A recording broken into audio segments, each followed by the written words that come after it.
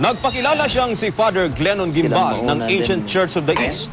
Isa umanong simbahang katoliko na nakabase sa Barangay Flores, Umingan, Pangasinan. Tubong basilan daw si Gimbal, pero 3 taon na siyang naninilbihan umano bilang pari rito.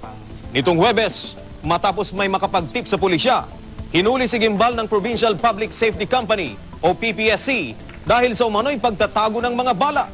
Nakuha ang mahigit 50 bala ng kalibre 45 at 9mm na baril, pati mga basyo at magasin nito. Wala namang nakuhang baril ang mga otoridad.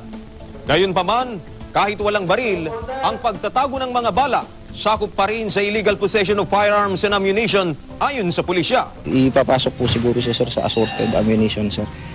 Yun po ang ano natin sa kanya. Ang korte na po ang magde-decide kung tuloy po yung kaso o madidismiss din po yung kaso, sir. Aminado si Gimbal na mayroon siyang baril, pero ibinenta na raw niya ito sa kaibigan. Ipinakita pa nito ang permit to carry firearm, pero paso na ito noon pang 2010. Handa naman daw siyang harapin ang anumang kasong isasampa laban sa kanya. Yes. Oo. Kasi ang sa akin lang naman yung ano yung nakakodon sa warrant. So dapat yun lang. Sa ngayon, kinukumpirma pa ng mga otoridad kung talaga bang pari si Gimbal. Simula naman ang election period, 46 na search warrant ang inihain ng PPSC. Dadalhin ang mga nakuhang bala at basyo sa crime laboratory.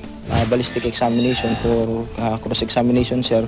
If ever meron pong na-involve po yung mga basyong yun sa mga illegal activities, sir.